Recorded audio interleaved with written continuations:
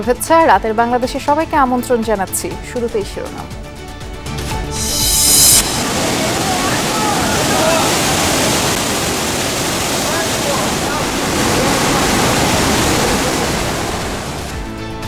বন্যার ভয়াল রূপ, উত্তর পূর্বাঞ্চলের বিস্তীর্ণ এলাকায় তলিয়ে গেছে রাস্তাঘাট, ঘরবাড়ি।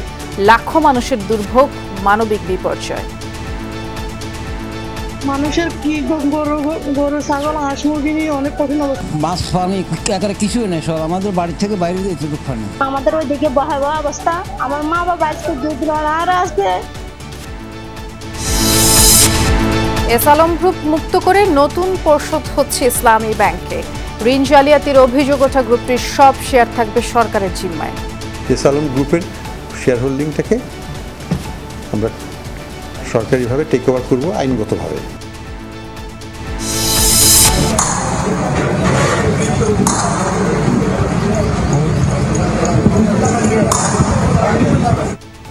যাত্রাবাড়িতে পুলিশ পুত্র নিহতের ঘটনায় ওসি, ডিসি সহ 5 পুলিশ কর্মকর্তার বিরুদ্ধে মামলা। শেখ হাসিনা সহ অনেকের বিরুদ্ধে আজও বিভিন্ন স্থানে এজাহার। আলোচিত ডিবি হারুন ও তার স্ত্রীর স্থাবর অস্থাবর সম্পদের খোঁজে দুদক। তথ্য জানতে চেয়ে চিঠি দেয়া হয়েছে অর্ধশতাধিক প্রতিষ্ঠানে। সচিবালয় ঘেরাও করে এইচএসসি পরীক্ষা বাতিলের প্রক্রিয়া অনভিপ্রেত। মন্তব্য শিক্ষা উপদেষ্টার। শিগগিরই বিশ্ববিদ্যালয়গুলোতে যোগ্য ভিসি নিয়োগ। প্রায় 1.5 মাস পর হাসপাতাল ছেড়ে গুলশানের বাসায় ফিরলেন খালেদা জিয়া। উন্নত চিকিৎসার জন্য শিগগিরই যাবেন যুক্তরাজ্যে।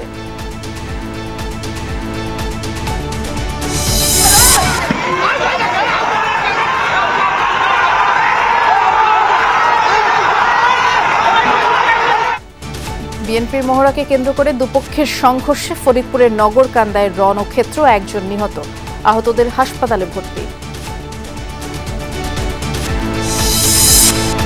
রাতের বাংলাদেশে ছাড়াও থাকছে বিসিবিতে নতুন সভাপতি ফারুক আহমেদ। গঠনতন্ত্র পরিবর্তন করে যোগ্যদের বোর্ডে আসার ব্যবস্থা করা হবে। সিদ্ধান্তের কথা জানালেন হাথুরু তামিমকে নিয়ে।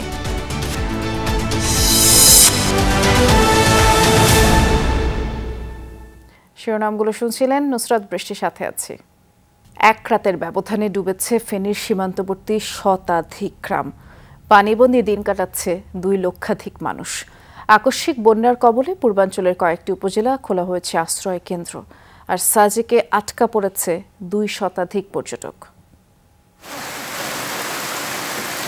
একদিন আগেও যেখানে হাঁটাচলা করা গেছে, সেখানে এখন এক মানুষ সমান পানি।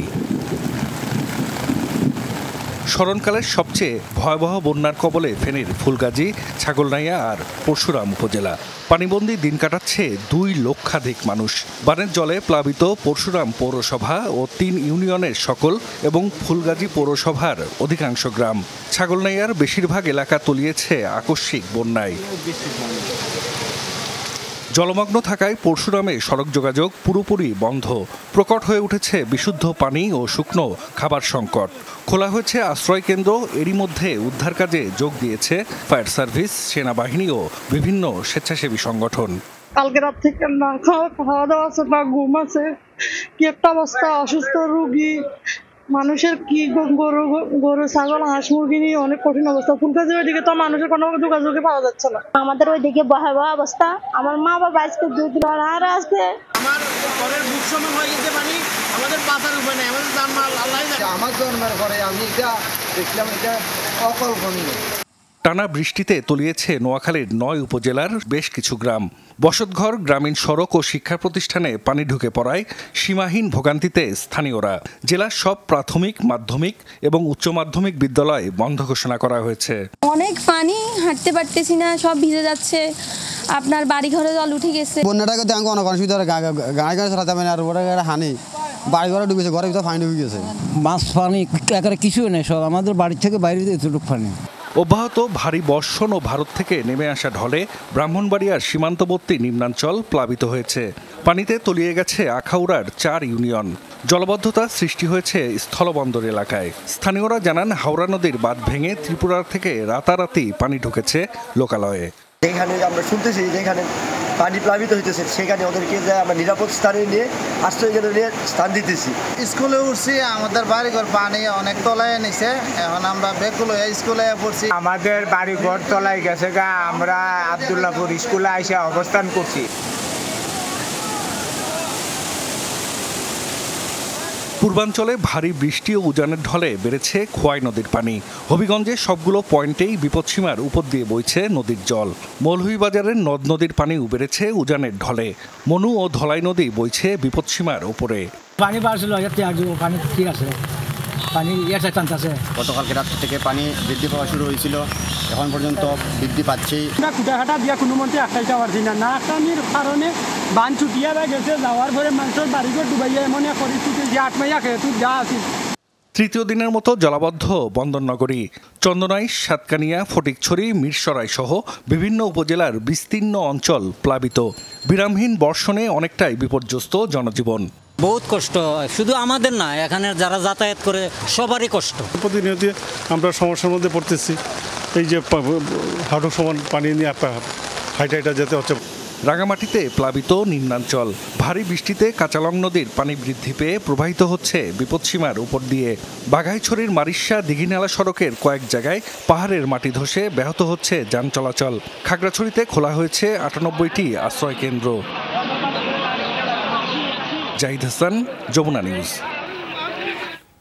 আগামী 48 ঘন্টায় দেশের উত্তর পূর্বাঞ্চলে ভারী বৃষ্টি হতে পারে, উজানে পানি বাড়তে পারে বলেই জানিয়েছেন দুর্যোগ ব্যবস্থাপনা ও ত্রাণ মন্ত্রণালয়ের অতিরিক্ত সচিব KM আলী রেজা। সচিবালয়ের ব্রিফিংয়ে তিনি জানিয়েছেন, বন্যা পরিস্থিতি মোকাবিলায় পর্যাপ্ত ত্রাণ আছে, নগদ অর্থ, চাল বরাদ্দ করা হয়েছে। ফেনীতে 78টি আশ্রয়কেন্দ্রে 1600 জন আশ্রয় নিয়েছেন। ছাত্র সমন্বয়ক, স্থানীয় প্রশাসন, আইন শৃঙ্খলা বাহিনীর সহায়তায় বন্যা মোকাবিলায় কাজ চলছে। এবারের বন্যায় নোয়াখালী, ফেনী, কুমিল্লা, খাগড়াছড়ি, সুনামগঞ্জ, মৌলভীবাজার, সিলেট, রাঙামাটি আক্রান্ত। আর বন্যা মোকাবিলায় সরকারের পক্ষ থেকেও সব ব্যবস্থা নিতে বলা হয়েছে বলেও দুর্যোগ সচিব জানিয়েছেন। আগামী 48 ঘন্টায় দেশের উত্তর পূর্বাঞ্চল ও তৎসংলগ্ন উজানে মাঝারি থেকে ভারী বৃষ্টিপাতের পূর্বাভাস রয়েছে।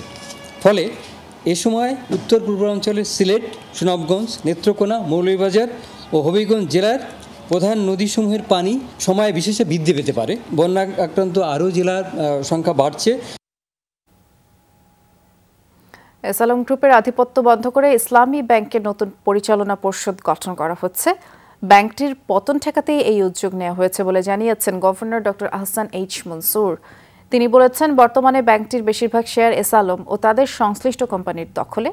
এসব শেয়ার সরকার জিম্মায় নেবে, আর তারা ঋণের নামে নিয়ে অর্থ পরিশোধ করলেই শেয়ার ফিরিয়ে দেওয়া হবে। এসালম গ্রুপের নিয়ন্ত্রণে থাকা অন্য ব্যাংকগুলোর ক্ষেত্রেও একই নীতি অনুসরণ করা হবে বলে জানিয়েছেন গভর্নর। দেশের অন্যতম ভালো ব্যাংক ছিল ইসলামী ব্যাংক লিমিটেড। দেশের প্রথম শরিয়া ভিত্তিক ব্যাংকও এটি। ব্যাংকটির বর্তমান শেয়ারের 82 ভাগেরই নিয়ন্ত্রণ এসালম গ্রুপ ও তার সংশ্লিষ্ট 24টি কোম্পানির নামে। ডিএসির তথ্য অনুযায়ী এই 82 ভাগ শেয়ারের বাজার মূল্য প্রায় 5,500 কোটি টাকা। কিন্তু নিয়ন্ত্রণ নেয়ার পর ঋণের নামে হাজার হাজার কোটি টাকা বের করে নেওয়ার অভিযোগ ওঠে এসালমের বিরুদ্ধে। এতে আর্থিক অবস্থার অবনতি ঘটতে থাকে ব্যাংকটির। অন্তর্বর্তী সরকার দায়িত্ব নেওয়ার পর নিয়োগ দেওয়া হয়েছে নতুন গভর্নর। তিনি বুধবার জানালেন, ইসলামী ব্যাংকের পতন ঠেকাতেই পর্ষদ ভেঙে দেওয়ার উদ্যোগ নিয়েছেন তারা। বাংলাদেশ ব্যাংকের পক্ষ থেকে আমরা একটা বোর্ড, ছোট আকারের একটা বোর্ড আমরা ওখানে বসিয়ে দেব, যেটা ইমিডিয়েটলি এটাকে রক্ষণাবেক্ষণ করবেন এবং চেষ্টা করবেন এটাকে দাঁড় করিয়ে রাখতে, যাতে এটা ধসে না যায়। এবং পরবর্তীতে যারা শেয়ার নিয়ে আসতে পারবেন, কিনতে পারবেন, তাদের কাছে আমরা এটা হস্তান্তর করব। গভর্নর জানান, এসালমের দখলে থাকা শেয়ারগুলো এখন সরকারের জিম্মায় নেওয়া হবে। ঋণের নামে নেওয়া ব্যাংকের টাকা ফেরত দিলে শেয়ার ফিরিয়ে দেওয়া হবে, আর তা না হলে বিক্রি করে সমন্বয় করা হবে। এসালম গ্রুপের শেয়ার হোল্ডিংটাকে আমরা সরকারিভাবে টেক ওভার করবো, আইনগতভাবে, এগেনস্ট তার লায়াবিলিটি।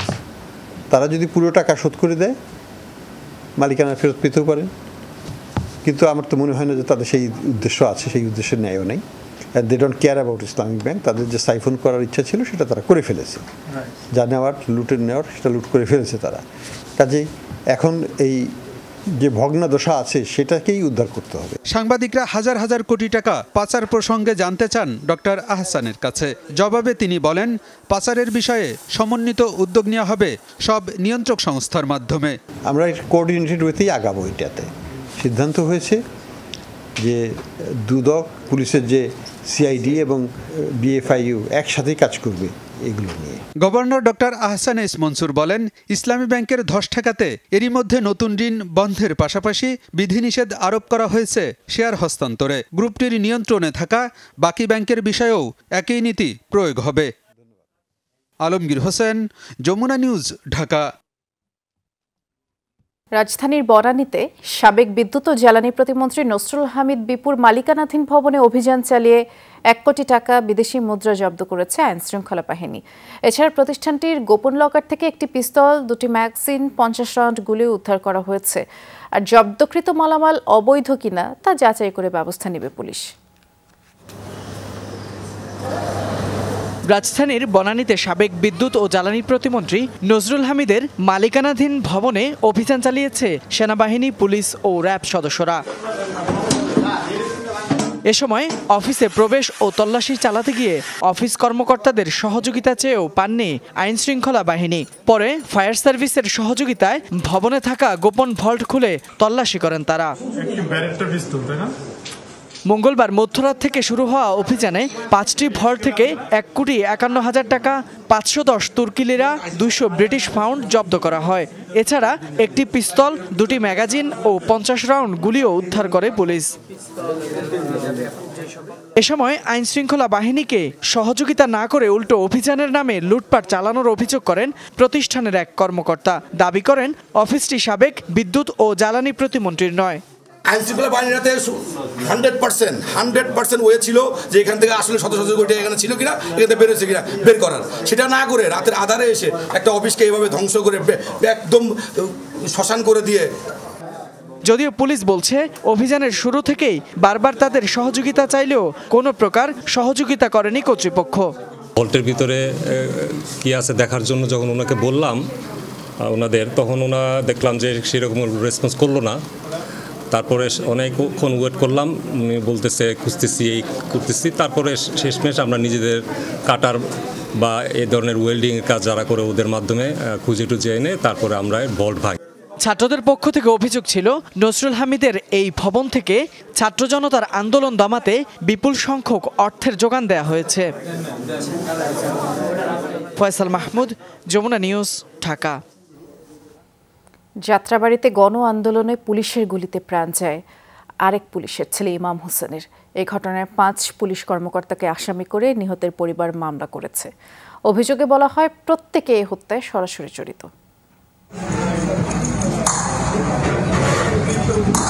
20 জুলাই যাত্রাবাড়ির কাজলায় আন্দোলনে অন্য সবার সাথে অংশ নেয় 19 বছর বয়সী শিক্ষার্থী ইমাম হোসেন সহ তার বন্ধুরা। খুব অল্প দূরত্ব থেকে নিরস্ত্র ইমাম হোসেনের উপর গুলি চালায় যাত্রাবাড়ি থানার তখনকার ওসি জাকির হোসেন। এরপর আরও কয়েকটি গুলি।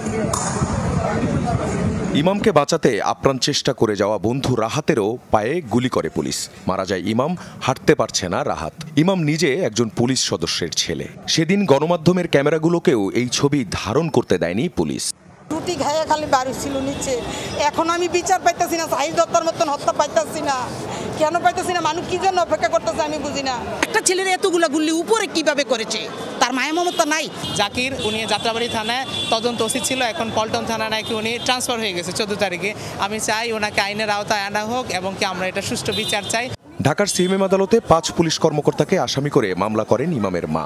আসামি যাত্রাবাড়ি থানার তৎকালীন OC Zakir Hossain, DC Iqbal Hossain, ADC Shakil Mohammad, AC Tanjil Ahmed ও এসআই শাহাদাত আলী। অভিযোগে বলা হয় প্রত্যেকে এই হত্যায় সরাসরি জড়িত। একটা মানুষকে হত্যা করতে কয়টা গুলি লাগে? আমার ছেলের শরীরটা যাত্রা হয়ে গেল কেন? ভিডিও ফুটেজ আছে, আমরা আদালতে ভিডিও ফুটেজ দাখিল করেছি। 19 জুলাই মিরপুর 10 নম্বরে হেলিকপ্টার থেকে করা গুলিতে মারা যান বেসরকারি চাকরিজীবী ফিরোজ তালুকদার। রেখে গেছেন 8 বছরের মেয়ে রাইখা তাসনিমকে। যাবার আগে কি বলে গেছেন মেয়েকে? যখন আব্বু বের হইতে নিছিল তখন আব্বুর সাথে বলছে যে সোনা পাখি গেলাম, তার তারপর চুনা দিয়ে চলে গেছে। ওনার তো লাগছে হৃদয়ের ভিতরে, হাড়ের মধ্যে গুলিটা রাখছে, এই জন্য ওনার মুখ থেকে আর কান থেকে মানে অনেক অনেক রক্ত গেছে, উনি আর কিছু বলতে পারে না। এই রক্ত বন্ধ আমাকে মুছতে হয়েছে, আমি চাইনি রক্ত মুছতে, যে রেখে দিব এটা। আমার কেন যদি বিশ্বাস ছিল যে হয়তো বা এই স্বৈরাচার সরকার থাকবে না, কিন্তু পারি নাই, ভয়ে নিজে ভাইয়ের রক্ত মুছে ফেলছি। ফিরোজের মৃত্যুকে হত্যা বলে সাবেক প্রধানমন্ত্রী শেখ হাসিনা সহ 5 জনের বিরুদ্ধে মামলা করেছেন ফিরোজের স্ত্রী রেশমা সুলতানা। যে শেখ হাসিনা যাকে আমরা এক নম্বর আসামি করেছি, ওবায়দুল কাদের সেই তথাকথিত সাবেক সেতুমন্ত্রী, বাংলাদেশ আওয়ামী লীগের সম্পাদক, সাথে পাশাপাশি সংশ্লিষ্ট যাদেরকে নির্দেশ দিয়ে, যাদেরকে ব্যবহার করে, যাদেরকে কুক্ষিগত করে এই হত্যাযজ্ঞ চালিয়েছেন ধারাবাহিক প্রক্রিয়ায়, ডিবি হারুন সহ ডিএমপির কমিশনার সকলকেই এই মামলায় আমরা উল্লেখ করেছি, কারণ প্রত্যেককে এই মামলায় সমানভাবে দায়ী। 19 জুলাই রামপুরা গোলচত্বরে গুলিবিদ্ধ হয়ে মারা যান রাসেল। মামলা করেছে তার স্ত্রী শারমিন আক্তার। আজকে তো অনেক গুলি করবে, আজকে লোক মেরে ফেলবে, ইন্টারনেট বন্ধ করে দিয়েছে, আমি আজকে কোথাও যাব না। কিন্তু এর আগের দিন সে আমাকে বলতেছে যে আমি আন্দোলনে যাব, আমার বাবা মুক্তিযোদ্ধা, আমি মরলে শহীদ হব, আমি বীরের মতো মরতে চাই, আমি কাপুরুষের মতো মরতে চাই না। মুগ্ধা হসপিটালে যখন নিয়ে যাওয়া হয়, মুগ্ধা হাসপাতালে, তখনও তার হাত পা চলছে, তার পালস চলছিল, ওরা কোনো চিকিৎসা দেয়নি। আমরা বারবার বলার পরেও ডাক্তাররা একই কথা, যে উপরের মহলের নির্দেশ শুধুমাত্র প্রশাসনিক যারা আছে তাদেরকে চিকিৎসা দেওয়ার, আর বাকি যারা আন্দোলনকারী হোক, পথচারী হোক বা যে হোক, আমাদের কিছু করার নেই। এ মামলায় আসামি শেখ হাসিনা, ওবায়দুল কাদের, আসাদুজ্জামান খান, ডিবি হারুন, নিখিল, পরশ, সাদ্দাম সহ 28 জন। শেখ হাসিনার বিরুদ্ধে 2 মামলাতেই অজ্ঞাত আসামি 1.5 থেকে 200। আখলাকুস সাফা, যমুনা নিউজ, ঢাকা। সাবেক প্রধানমন্ত্রী শেখ হাসিনা ও সাবেক স্বরাষ্ট্রমন্ত্রী আসাদুজ্জামান সহ 178 জনের নামে বাড্ডা থানায় 3টি হত্যা মামলা হয়েছে, আর সেখানে অন্যদের সাথে আসামি করা হয়েছে বসুন্ধরা গ্রুপের চেয়ারম্যান আকবর সুবহান শাহ আলম এবং তার ছেলে সায়েম সুবহান আনভীরকে। রাজধানীর বাড্ডা থানায় 20 ও 21 আগস্ট দায়ের করা মামলাগুলোতে সাবেক স্বরাষ্ট্রমন্ত্রী ছাড়াও অনেক প্রভাবশালী মন্ত্রী ও আওয়ামী লীগ নেতা সহ 178 জনের নাম উল্লেখ করা হয়েছে। অজ্ঞাত আসামি 3 থেকে 400 জন। একটি মামলার বাদী মোহাম্মদ বিল্লাল মিয়া উল্লেখ করেন, 5 আগস্ট সকাল 10টায় বাড্ডা লিংক রোডে ছাত্র জনতার মিছিল আসা মাত্রই আসামিরা নিজের কাঁধে থাকা অবৈধ অস্ত্র দিয়ে হত্যার উদ্দেশ্যে এলোপাতাড়ি গুলি ছুড়ে ছোট ভাই সোহাগ মিয়ার বুক ভেদ করে এ সময় গুলি বেরিয়ে যায়। ঘটনাস্থল থেকে সোহাগ মিয়াকে মৃত উদ্ধার করা হয়। বাংলাদেশ থেকে পাচার হওয়া অর্থ ফিরিয়ে আনতে যুক্তরাজ্য সরকারের কাছে সহযোগিতা চেয়েছেন অন্তর্বর্তীকালীন সরকারের প্রধান উপদেষ্টা ডক্টর মোহাম্মদ ইউনূস। সকালে রাষ্ট্রীয় অতিথি ভবন যমুনায় ব্রিটিশ হাইকমিশনার সারা কুকের সাথে সাক্ষাতে তিনি এই আহ্বান জানিয়েছেন। একই সাথে দেশটির বিনিয়োগকারীদের বাংলাদেশে বিনিয়োগের আহ্বান জানান ডক্টর ইউনূস। অন্তর্বর্তীকালীন সরকারকে যুক্তরাজ্য সহযোগিতা করবে বলে প্রস্তুত, এমনটিও জানান রাষ্ট্রদূত। এর আগে ডক্টর ইউনূসের সাথে সাক্ষাৎ করেন বাংলাদেশে নিযুক্ত জাপানের রাষ্ট্রদূত ইউয়ামা কিমিনোরি। তিনি অর্থনৈতিক সহযোগিতা, শান্তি, স্থিতিশীলতা এবং দুদেশের মানুষের মধ্যে যোগাযোগ বাড়ানোর বিষয়টিও তুলে ধরেন। আর প্রধান উপদেষ্টা দেশের ভঙ্গুর পরিস্থিতি তুলে ধরে দেশ গঠনে জাপানের কাছে আর্থিক সহায়তা চান। পরে সংবাদ সম্মেলনে প্রধান উপদেষ্টার প্রেস সচিব জানিয়েছেন, গুমের প্রতিটি ঘটনার তদন্ত হবে, এ বিষয়ে কমিশন করার চিন্তাও করছে সরকার। আর গুম বিষয়ক আন্তর্জাতিক কনভেনশনে 30 আগস্টের আগে সই করবে বাংলাদেশ। ব্রিটেনে অনেকে বাংলাদেশি প্রাক্তন গভর্নমেন্টের অনেকে ওইখানে বাড়ি ঘর করেছেন, তো টাকাটা কিভাবে গেল, এটা একটা বড় কোশ্চেন। সে বিষয়ে যে মানিটা লন্ডার হয়েছে সেই মানিটা কিভাবে ফেরত নিয়ে আসা যায়, সেই জন্য ব্রিটিশ হাই কমিশনের কাছে উনি সাপোর্ট চেয়েছেন। উনি যে বাংলাদেশ যে গভর্নমেন্টকে ইনহেরিট করেছেন, এটা একটা ব্রোকেন একটা কান্ট্রিকে উনি ইনহেরিট করেছেন। তো সেই জন্য এটা রিকনস্ট্রাকশনে প্রচুর ফান্ডিং দরকার। তো সেই জন্য উনি জাপানের কাছে ফিনান্সিয়াল অ্যাসিস্ট্যান্স চেয়েছেন। এইচএসসির অবশিষ্ট পরীক্ষা বাতিলের ক্ষেত্রে আরও যৌক্তিক সিদ্ধান্ত নেয়ার অবকাশ ছিল বলেই মনে করেন শিক্ষা উপদেষ্টা ডক্টর ওয়াহিদুদ্দিন মাহমুদ। বলেছেন, ঘেরাও করে পরীক্ষা বাতিলের প্রক্রিয়া অনভিপ্রেত, তবে বাতিলের পর ফলাফল মূল্যায়ন কিভাবে হবে এর সিদ্ধান্ত আন্তঃশিক্ষা বোর্ড নেবে বলেই জানিয়েছেন উপদেষ্টা। বলেছেন, বিশ্ববিদ্যালয় শিগগিরই দলীয় বিবেচনার বাইরে যোগ্যদের ভিসি হিসেবেই নিয়োগ দেওয়া হবে। এইচএসসির অবশিষ্ট পরীক্ষা অর্ধেক নম্বরে নেয়ার সিদ্ধান্ত ছিল শিক্ষা মন্ত্রণালয়, কিন্তু সচিবালয়ে ঢুকে কিছু পরীক্ষার্থীর মন্ত্রণালয়ের ঘেরাওয়ের মুখে পরীক্ষা বাতিলের সিদ্ধান্ত নিতে বাধ্য হয় আন্তঃশিক্ষা বোর্ড। এভাবে পরীক্ষা বাতিলের চাপ দেয়াকে দুঃখজনক বলছেন শিক্ষা উপদেষ্টা। যে ঘটনাগুলো ঘটেছে সেটা অনভিপ্রেত ঘটনা। আমি নিজে মনে করি যে এই বিষয়ে আরও অনেক চিন্তা ভাবনার অবকাশ ছিল এবং সেটা হলে অনেক ভালো হতো। এইচএসসি পরীক্ষা দিচ্ছে 12-13 লাখ সারা দেশে। এখন তাদের মতামত যে এই সব শিক্ষার্থীদের মতামত তা তো যাচাই করার কোনো সুযোগ নেই। উপদেষ্টা জানান কিভাবে এইচএসসির ফলাফল মূল্যায়ন করা হবে এই সিদ্ধান্ত নেবে আন্তঃশিক্ষা বোর্ড। তবে পরীক্ষা বাতিলের সিদ্ধান্ত পুনর্মূল্যায়নের সম্ভাবনা প্রশ্নে কিছু বলেননি তিনি। এটা তো এক্সপার্ট আছে, আমি একক কিছু করব না। শিক্ষা বোর্ডগুলোই আসল সিদ্ধান্ত নেওয়ার কথা। তারা এসএসসি আগের পরীক্ষা, এবার অর্ধেক পরীক্ষাগুলো হয়ে গেছে, এগুলো সব মিলে কি করবেন সেটা তো আমি এখনো জানি না। এইচএসসির ফলাফলের ভিত্তিতে কিভাবে ভর্তি পরীক্ষা হবে তা নির্ধারণ করবে বিশ্ববিদ্যালয় প্রশাসন। বিশ্ববিদ্যালয় কিভাবে ভর্তি পরীক্ষা নেবে সেটা তো আমাদের আওতায় নেই, কিন্তু হয়তো যদি সেই ভর্তি পরীক্ষাকে, এই যে পরীক্ষাগুলো হয়নি সেটার জন্য তারা যদি আরও বেশি যাচাই বাছাই করতে চান সেই সুযোগ তো রয়ে গেছে। উপদেষ্টা জানান আওয়ামী লীগ সরকার পতনের পর ৪৫টি পাবলিক বিশ্ববিদ্যালয়ের ভিসি প্রভিসি পদত্যাগ করেছেন। দ্রুত ভিসি নিয়োগ দেওয়ার প্রক্রিয়া চলছে বলে জানিয়েছেন উপদেষ্টা। এক্ষেত্রে দলীয় বিবেচনা নয়, গুরুত্ব পাবে দক্ষতা ও যোগ্যতা। ছাত্ররা তারা চায় যে সম্পূর্ণ দলীয় ভিত্তির প্রশাসন চায় না। তারা কে শিক্ষাগত যোগ্যতার দিক থেকে, প্রশাসনিক দিক থেকে, ব্যক্তিত্বের দিক থেকে এবং সকলের কাছে, কিন্তু বিশেষ করে ছাত্রদের কাছে গ্রহণযোগ্য এরকম শিক্ষকদের যতদূর পারি তালিকা তৈরি করে যাচ্ছি। শিক্ষা উপদেষ্টা বলেন বল প্রয়োগ বা অপমান করে কোনো প্রতিষ্ঠানের অধ্যক্ষ ও পরিচালনা বোর্ডের সদস্যদের সরানো গ্রহণযোগ্য না। কেউ দোষী হলে সরকার ব্যবস্থা নেবে। বোর্ডের বইয়ে কিছু পরিবর্তন করে ১ জানুয়ারির মধ্যেই বিতরণ সম্ভব বলে আশাবাদী উপদেষ্টা। আলমগীর স্বপন, যমুনা নিউজ, ঢাকা। পল্টন থানায় দায়ের করা যুবদল নেতা নবীন তালুকদার হত্যা মামলায় আওয়ামী লীগের সাংগঠনিক সম্পাদক আহমেদ হোসেন এবং চট্টগ্রাম বন্দরের সাবেক চেয়ারম্যান মোহাম্মদ সোহায়েলের 4 দিনের রিমান্ড মঞ্জুর করেছেন আদালত। ঢাকা মেট্রোপলিটন ম্যাজিস্ট্রেট মোহাম্মদ জসিমউদ্দিন তাদের এই রিমান্ড মঞ্জুর করেন। গ্রেফতার 2 আসামির পক্ষে আইনজীবী না থাকায় আত্মপক্ষ সমর্থনের সুযোগ দেন আদালত। এ সময় অভিযোগ অস্বীকার করেন তারা। গত 20 জন নবীন তালুকদারের স্ত্রী বাদী হয়ে রাজধানীর পল্টন থানায় এই হত্যা মামলা করেন। এদিকে ব্রাহ্মণবাড়িয়ার বাঞ্ছারামপুরে ছাত্রদল নেতা নয়ন হত্যা মামলায় সাবেক প্রতিমন্ত্রী ক্যাপ্টেন অবসরপ্রাপ্ত তাজুল ইসলামের 9 দিনের রিমান্ড মঞ্জুর করেছেন আদালত। ডিএমপির সাবেক অতিরিক্ত কমিশনার মোহাম্মদ হারুনুর রশিদ এবং তার স্ত্রীর কত সম্পদ, plot, flat, resort, park, recruiting agency, money exchange, কি নেই তাদের। সব মিলিয়ে দুদক তার 34 ধরন এবং রকমের স্থাবর অস্থাবর সম্পদের তথ্য পেয়েছে। তা যাচাইয়ে পুলিশ হেডকোয়ার্টার, ভূমি অফিস সহ সরকারি অর্ধশতাধিক অফিসে চিঠি দিয়েছে বাংলাদেশ ব্যাংক। অনুসন্ধানে গঠন করা হয়েছে 3 সদস্যের কমিটি।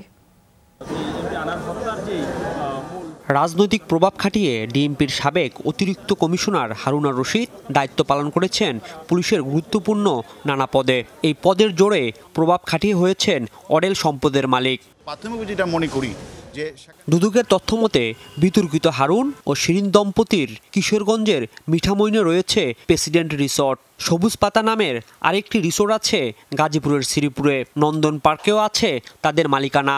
টঙ্গীর ছায়াকুঞ্জে রয়েছে 12 বিঘা জমির উপর আবাসিক হোটেল। টঙ্গীর 27 মৌজায় 8 বিঘা জমিতে জেএক্স জিওটেক্স লিমিটেড নামেও তাদের প্রতিষ্ঠানের নির্মাণ কাজ চলছে। হারুন দম্পতি উত্তরায় গড়েছেন স্থাবর সম্পত্তির বিশাল সাম্রাজ্য। উত্তরায় 3 নং সেক্টরে 7.5 কাঠা বাণিজ্যিক প্লট। একই এলাকায় মিলেছে 7 কাঠা জমির ওপর 14 তলা নির্মাণাধীন বাণিজ্যিক ভবন। অ্যান্ডোরা ও পার্ক ভিউ নামেও আলাদা 6 তলা বাড়ি। জনপাত রোডেও আছে 6 তলা বাড়ি। 11 নম্বর সেক্টরে 5 কাঠা খালি প্লট, 3 নম্বরে 10 কাঠা জমির ওপর 8.5 তলা বাড়ি, 7 নম্বর রোডে রয়েছে 10 কাঠা জমির ওপর 10 তলা মার্কেট। সব মিলিয়ে শুধু উত্তরাতেই হারুন পরিবারের 7টি বাড়ি ও 3টি বাণিজ্যিক ভবন রয়েছে। আছে 70 কাঠার মতো আলাদা আলাদা 14টি প্লট। এর বাইরে 3 নং সেক্টরে 14 নং প্লট হিরণ নামের ব্যক্তির কাছে বিক্রি করেছেন 32 কোটি টাকায়। বনানী কবরস্থানের দক্ষিণে 20 কাঠা প্লট দখল করে একটি কোম্পানির কাছে 70 কোটি টাকা বিক্রির অভিযোগ আছে হারুনের বিরুদ্ধে। এছাড়া পূর্বাচল, সাভার, গাজীপুর ও টেকনাফে হারুন দম্পতির প্লট, ফ্ল্যাট ও বিপুল পরিমাণ জমির তথ্য পেয়েছে দুদক। হারুন দম্পতির নামে রিক্রুটিং ও ট্রাভেল এজেন্সি আছে। মেঘনা নামের মানি এক্সচেঞ্জও রয়েছে তাদের। গোল্ডেন স্কাই ফুডওয়্যারে রয়েছে 6 কোটি টাকার শেয়ার। স্ত্রীর নামে যুক্তরাষ্ট্রে পাচারকৃত 1532 কোটি টাকার সমপরিমাণ বৈদেশিক মুদ্রা FBI আটক করার তথ্যও পেয়েছে দুদক। ক্ষমতার অপব্যবহার করে দেশ বিদেশে গড়ে তুলেছেন অডেল সম্পদ। আর তারই প্রেক্ষিতে দুদকের 3 সদস্যের অনুসন্ধান টিম গঠন করা হয়েছে। এখন দেখার অপেক্ষা দুদকের অনুসন্ধানে কি বেরিয়ে আসে। রাজীব আহমেদ, যমুনা নিউজ, ঢাকা। ছাত্র জনতার আন্দোলনে বিএনপির 198 জন প্রাণ দিয়েছেন বলে জানিয়েছেন দলের মহাসচিব মির্জা ফখরুল ইসলাম আলমগীর। বলেছেন, দেশে গণতন্ত্রের জন্য বরাবরই সবচেয়ে বেশি ত্যাগ স্বীকার করেছে বিএনপি। বর্তমানে কেউ সন্ত্রাস, চাঁদাবাজি আর বিশৃঙ্খলা করতে চাইলে শক্ত হাতে তা প্রতিহতে রাজনৈতিক নেতৃত্বের প্রতি আহ্বান জানান বিএনপি মহাসচিব। বিকেলে নয়াপল্টনে দলের কেন্দ্রীয় কার্যালয়ে বিএনপির 46তম প্রতিষ্ঠাবার্ষিকী ঘিরে যৌথ সভা অনুষ্ঠিত হয়, যেখানে সিদ্ধান্ত হয় 1 সেপ্টেম্বর প্রতিষ্ঠাবার্ষিকী উপলক্ষে 31 আগস্ট থেকে 4 সেপ্টেম্বর পর্যন্ত 5 দিনের কর্মসূচি পালন করবে বিএনপি। বাংলাদেশ জাতীয়তাবাদী দলের মূল লক্ষ্য ছিল একটি গণতান্ত্রিক সমাজ ব্যবস্থা, গণতান্ত্রিক রাষ্ট্র ব্যবস্থা প্রতিষ্ঠা করা। এ সময় দলটির মহাসচিব মির্জা ফখরুল ইসলাম আলমগীর দাবি করেন, বাংলাদেশের গণতন্ত্রকে প্রাতিষ্ঠানিক রূপ দিতে বড় ভূমিকা পালন করেছে বিএনপি। সংগ্রাম লড়াইয়ে আমাদের অসংখ্য মানুষ প্রাণ দিয়েছে। আমাদের হিসাব মতে প্রায় 800 মানুষ গুম হয়েছে। তার মধ্যে আমাদের সংসদ সদস্য ছিলেন। আমাদের বিভিন্ন আন্দোলনে আমাদের প্রায় 2000-এর উপরে আমাদের নেতাকর্মীকে হত্যা করা হয়েছে। এই আন্দোলনে আমাদের হিসাব মতে 198 জন আমাদের বিএনপি ছাত্রদল, আমাদের স্বেচ্ছাসেবক দল, যুব দলের প্রাণ দিয়েছে। মির্জা ফখরুল শঙ্কা জানান, গণবিপ্লবের মাধ্যমে অর্জিত বিজয় সুসংহত করতে না পারলে নব্য ফ্যাসিবাদ আসতে পারে। তাই কোনো বিশৃঙ্খলা সহ্য করা হবে না বলেও হুঁশিয়ারি করেন তিনি। স্পষ্ট সিদ্ধান্ত হয়েছে যে আমরা কোনো রকম কোনো বিশৃঙ্খলা, সন্ত্রাসকে আমরা সহ্য করব না। যে বিএনপি সমস্ত অন্যায়কে তারা প্রতিহত করবে, সন্ত্রাসকে তারা প্রতিহত করবে এবং সমস্ত দল, সংগঠন সবাই তারা এই লক্ষ্যে কাজ করবে। এর আগে নয়াপল্টনে শোক র্যালি করে ছাত্রদল। নাইটেঙ্গেল মোড় থেকে শুরু করে ফকিরাপুল হয়ে আরামবাগ পর্যন্ত যায় র্যালিটি। গণ অভ্যুত্থান সহ বিগত আন্দোলনে নিহত ছাত্রদল নেতাকর্মীদের প্রতি শ্রদ্ধা জানায় বিএনপির অঙ্গ সংগঠনটি। যেহেতু 5 তারিখে গণ অভ্যুত্থান হয়েছে, ছাত্র জনতার গণ অভ্যুত্থান। এর আগে সকালে দলীয় কার্যালয়ে সংবাদ সম্মেলনে ছাত্রদল জানায়, গণ অভ্যুত্থানে তাদের 49 জন নেতাকর্মী নিহত হয়েছে। সাধারণ শিক্ষার্থীরাও মাঠে ছিল, সেজন্য ছাত্রদল আগামী পরশু থেকে আনুষ্ঠানিকভাবে আমরা আমাদের এই তালিকা প্রকাশ করলাম। সাইফুদ্দিন রবিন, যমুনা নিউজ, ঢাকা। প্রায় 1.5 মাস হাসপাতালে চিকিৎসাধীন থাকার পর বাসায় ফিরেছেন বিএনপি চেয়ারপারসন খালেদা জিয়া। সন্ধ্যায় হাসপাতাল থেকে ঢাকার গুলশানে বাসা ফিরোজায় ফেরেন তিনি। খালেদা জিয়ার চিকিৎসক ও বিএনপি স্থায়ী কমিটির সদস্য ASM জাহিদ হোসেন জানিয়েছেন, খালেদা জিয়ার শারীরিক অবস্থা এখন স্থিতিশীল। মেডিকেল বোর্ডের পরামর্শ অনুযায়ী তাকে বাসায় নেওয়া হয়েছে। উন্নত চিকিৎসার জন্য শিগগিরই খালেদা জিয়াকে যুক্তরাজ্যে পাঠানোর প্রক্রিয়াও চলছে। গত 8 জুলাই খালেদা জিয়াকে রাজধানীর এভার কেয়ার হাসপাতালে ভর্তি করা হয়। এর মাত্র 6 দিন আগেই তিনি হাসপাতাল থেকে বাসায় ফিরেছিলেন। আর শেখ হাসিনা সরকারের পতনের পর 6 আগস্ট রাষ্ট্রপতির নির্দেশে মুক্তি পান বিএনপি চেয়ারপারসন।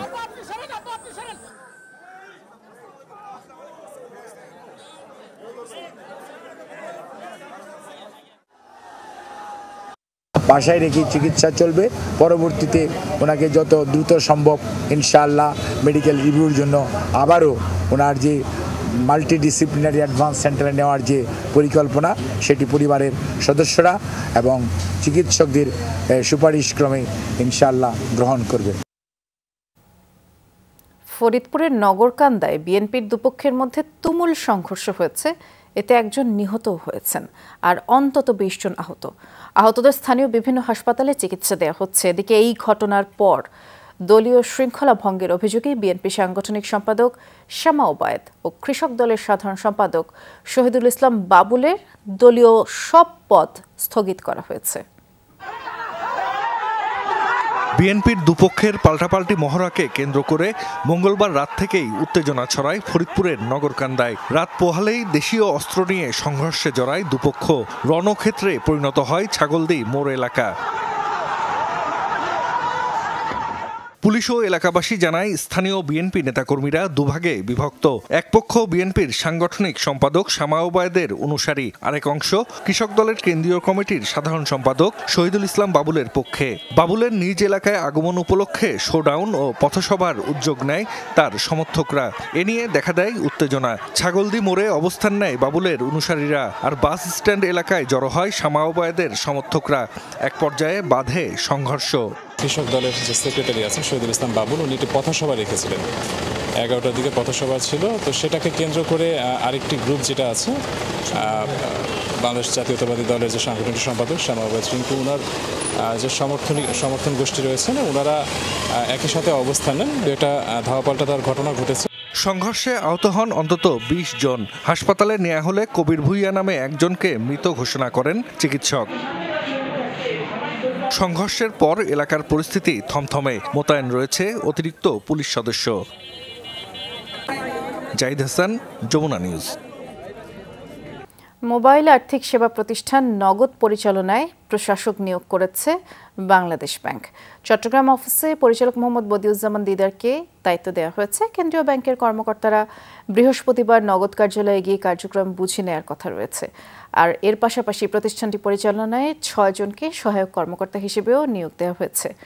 প্রশাসক দায়িত্ব নেওয়ার সাথে সাথে আগের পরিচালনা পর্ষদ এবং ব্যবস্থাপনা কর্তৃপক্ষও বাতিল হয়ে যাবে। আর এই সময় প্রতিষ্ঠানটির স্বাভাবিক সেবা চলবে, তবে অডিট শেষে প্রতিষ্ঠানটির ভাগ্য নির্ধারিত হবে। এই সিদ্ধান্তকে স্বাগত জানিয়েছেন নগদের প্রতিষ্ঠাতা তানফিরে মিশুক। বলছেন, নগদকে জড়িয়ে যে অপপ্রচার চলছিল এবার তার অবসান হবে। অনিয়ম দুর্নীতির অভিযোগে বেসরকারি বিশ্ববিদ্যালয় নর্থ সাউথ ইউনিভার্সিটির ভিসি আতিকুল ইসলামকে বরখাস্ত করেছে বিশ্ববিদ্যালয়ের বোর্ড অব ট্রাস্টিজ।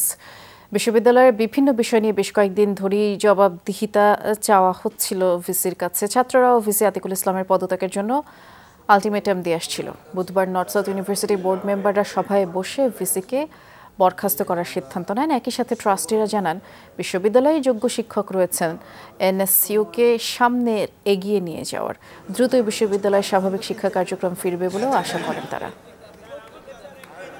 ছাত্রদের, শিক্ষকদের সমন্বয়, অভিমত প্রকাশ করে আমরা সিদ্ধান্ত নিতে চাই যে সবার জন্য যেটা ভালো হয়। এটাই চাইব যে আগামী দিনগুলা আমাদের ভালো হোক এবং সুন্দর হোক। বিভিন্ন খরচপাতি উনি যেভাবে করেছিলেন, এগুলো অনেকটাই অনিয়ম ছিল। তো যার কারণে ওনাকে এখন খুঁজে পাওয়া যাচ্ছে না। উনি যদি দুষ্কৃতিকারী না হতো তাহলে তো ওনাকে খুঁজে পাওয়া যেত। উনি এখানে হাল ধরতো। উনি পালিয়ে যাওয়া মানে হচ্ছে ওনার মধ্যে তো কিছু শর্টকামিং আছেই। অনিয়ম দূর করে স্বচ্ছতা আনা হবে, ক্রিকেটকে নিয়ে যেতে হবে নতুন উচ্চতায়। বিসিবি সভাপতির দায়িত্ব নিয়ে এমন ঘোষণা দিলেন ফারুক আহমেদ। বলছেন, গঠনতন্ত্র পরিবর্তন করে যোগ্য লোকদের বোর্ডে আসার পথ তৈরি করে যেতে চান। আর ক্রীড়া মন্ত্রণালয়ে অনুষ্ঠিত সকালে বোর্ড সভায় নাজমুল হাসান পাপন পদত্যাগ করলে সেই পদে আসেন ফারুক এবং সভায় উপস্থিত ছিলেন পরিচালক মাহবুব আনাম, ইফতেখার রহমান মিঠু, খালিদ মোহাম্মদ সুজন, ফাহিম সিনহা, আকরাম খান, কাজী এনাম, সাইফুল আলম স্বপন, সালাউদ্দিন চৌধুরী। পরে মিরপুরে সংবাদ সম্মেলনে চান্দিকা হাতুরু সিংহকে না রাখার ব্যক্তিগত সিদ্ধান্তে অটল থাকার কথাও জানান নতুন সভাপতি। ফারুকের বিশ্বাস, তামিম ইকবাল আরও 2 বছর ক্রিকেটে খেলবেন, আর তা না হলে তাকে বোর্ডে দেখতে চান তিনি। অনেক জায়গায় আমাদের কাজ করতে হবে। আপনারা জানেন যে অনেক দিন ধরে কাজ হয়েছে, হয় নাই, অনেক কোশ্চেন আছে। বাট আমাদের প্রধান এবং প্রধানতম দায়িত্ব হচ্ছে আমার যে ক্রিকেটকে এগিয়ে নিয়ে যাওয়া, দেশকে এগিয়ে নিয়ে যাওয়া। এটা যদি আমরা মাথায় রাখি, বাংলাদেশ এবং বাংলাদেশ ক্রিকেট দল, তাহলে আমাদের কাজগুলো খুব সহজ হবে। এই ছিল রাতের বাংলাদেশের আয়োজনে। সাথে থাকার জন্য ধন্যবাদ। নিরাপদে থাকবেন।